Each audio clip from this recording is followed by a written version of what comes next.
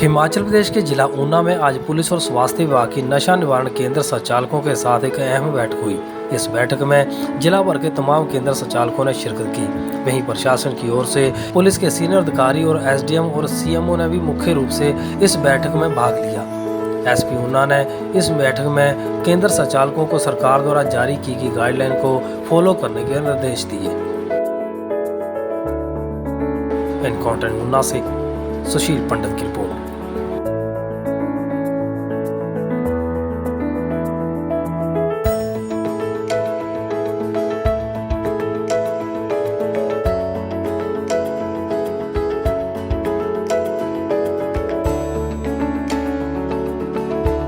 नशा निवारण केंद्र उनको दिए गया और किस प्रकार की विभाग की कार्रवाई रहने वाली है?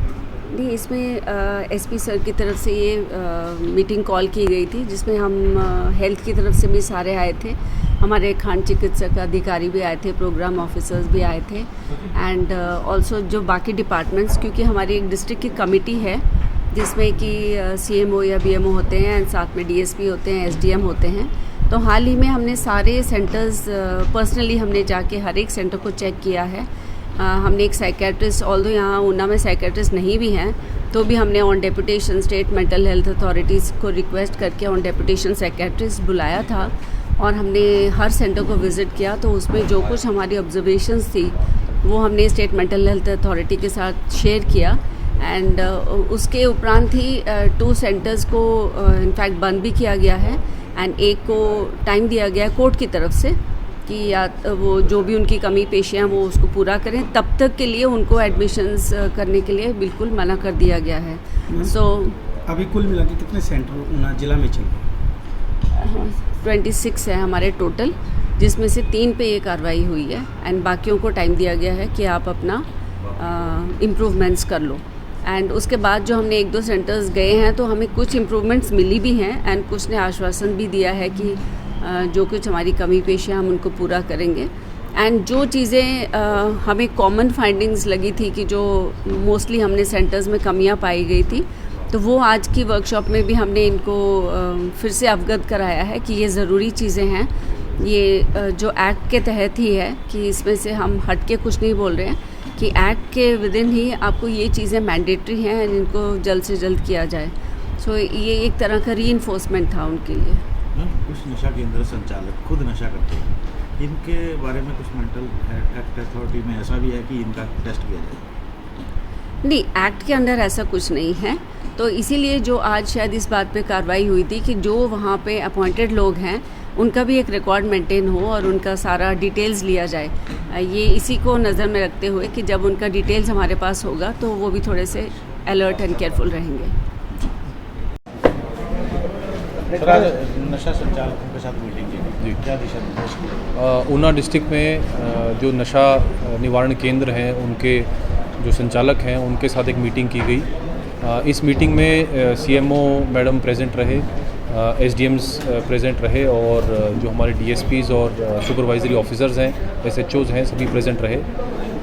जितने भी ये संचालक हैं इनको जो है हमने मेंटल हेल्थ एक्ट के हिसाब से और मेंटल हेल्थ अथॉरिटी के जो डायरेक्शंस हैं उसके हिसाब से जो भी मानक हैं जिनको इंश्योर करना है उन्होंने अपने रिहैब सेंटर्स में उनकी डिटेल जो है इनके साथ शेयर की गई। साथ ही साथ जो हमारे सीएमओ मैडम हैं उन्होंने इनको डायरेक्शंस जो मिनिमम बेसिक रिक्वायरमेंट्स हैं रिहैब सेंटर्स की उनके बारे में भी जानकारी दी। कुछ सुझाव जो हैं हमको रिहैब सेंटर वाले संचालकों की तरफ से भी आए हैं। हमने इनको क्लियरली ये बताया कि जो भी ये मापदंड हैं इनको वो इम्प्लीमेंट करें, इनको इंश्योर करें कि उनके पास रहे।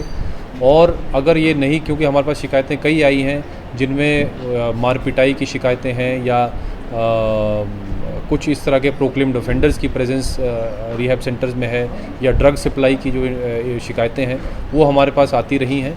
उसके चलते ये आज हमने मीटिंग की है और इनको हमने ये डायरेक्शंस दिए हैं कि इस तरह की कोई भी शिकायत हमारे पास ना आए। भविष्य में अगर कोई अवैध तरीके से कोई रिहैब सेंटर चल रहा है उसकी जानकारी हमको दें। इमरजेंसी में जो डॉक्टर्स की आवश्यकता होती है वो इनके पास रेडीली अवेलेबल हों और transportation, register maintenance, police verification, इस तरह की चीज़ें जो हैं ये करना सुनिश्चित करें। ये आज इस मीटिंग में इनके साथ इसके बारे में चर्चा की गई। सर, इससे पहले भी 3-4 बार इनके साथ मीटिंग हो चुकी है, लेकिन रिजल्ट अभी तक कुछ सामने निकल के नहीं आया। बार बार मीटिंगें और आपके द्वारा, प्रशासन द्वारा समझाने पर फिर भी अभी मापदंड पूरे नहीं किए गए, तो इसको लेके कितनी सख्ती आगे बढ़े? नहीं, देखिए, ये चीज़ें जो हैं हमारे पहले भी संज्ञान में आई थी। उसके चलते जो कमिटीज़ हैं, जो मेंटल हेल्थ अथॉरिटी की डायरेक्शंस हैं, उनको इम्प्लीमेंट करने के लिए या इंश्योर करने के लिए कि वो इन रिहैब सेंटर्स में हैं कि नहीं, उसके लिए जो कमिटीज़ हैं डिस्ट्रिक्ट लेवल की, उन्होंने विज़िट भी किया है। उन्होंने ऑब्ज़र्व भी किया है कि जिनकी कमी पाई गई, उन्होंने ये ऑब्जर्वेशन अपनी जो है मेंटल हेल्थ अथॉरिटी को भी दी है। उसके चलते कई रिहैब सेंटर्स की जो परमिशंस हैं वो कैंसिल भी हुई हैं।